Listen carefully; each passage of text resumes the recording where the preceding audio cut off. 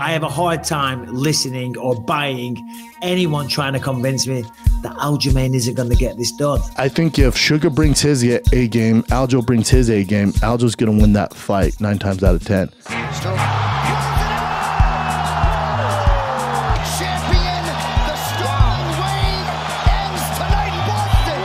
Is Sean O'Malley going to win the bantamweight title? I don't think he is. Aljo's a nightmare of a matchup. He is, but he's a nightmare for everybody in the division. He's got the most wins in bantamweight history. The longest win streak is currently ongoing in bantamweight history. Most strikes landed in bantamweight history. Aljamain Sterling, money line. Lock it in. I'm confident in the Funk Master, and I think he'll get it done again. Again, he's a bad matchup for everybody. It's not a knock on Sugar. The knock on Sugar is his opponents, right? As much as Sean O'Malley hates to admit that Chito Vera beat him, we saw Chito Vera beat him. We almost saw Andre Sukumtat beat him. If it wasn't for Andre Sukumtat taking him down, and if he would have just allowed Sean O'Malley to get up and kick the legs, like, he might have had a loss to Andre Sukumtat on his record, right? We have to remember these kind of things. I know there was an injury side O'Malley can lean on, but there was a bad taste in a lot of people's mouth about O'Malley coming out after that. And to be fair, even last July when he fought Munoz, it ends in a no contest, but there were people saying, man, Munoz had him figured out. If it goes to a decision, I think Aljo wins that for sure. You just can't look great against him. You just can't be comfortable and get in your rhythm against him. He's long, he makes adjustments, he switches. I mean, there's a lot going on with Aljo. It's funky, all right? He's the Funk Master.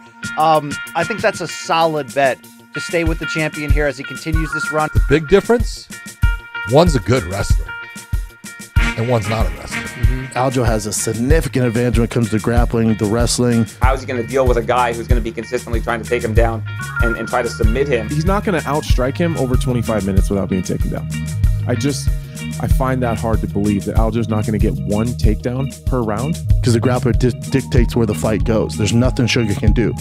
I'm leaning towards Aljamain because I just think that wrestling and that control is it's gonna eventually get there, and I think it's gonna, I'd have to lean to him. I can definitely see O'Malley getting like taken down and controlled and just looking up like, oh, he's not doing it. I just don't think that stopping the takedowns, sprawling and underhooking will be enough. I think Aljamain takes him down. And if Peter Yan was able to take Aljamain, or able to take Sean O'Malley down, Aljo's going to be able to take him down also. I don't think you can survive on the ground with Aljo. I think it's only a matter of time for he gets you down. Is when the fight does hit the ground, one is physically, I think, a lot stronger than the other.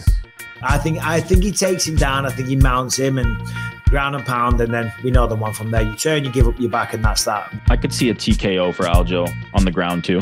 I think that's a real distinct possibility. Well, should I go Sean O'Malley then, just for... That's who you've been going for, let's be honest. No, I'm going to pick Aljamain.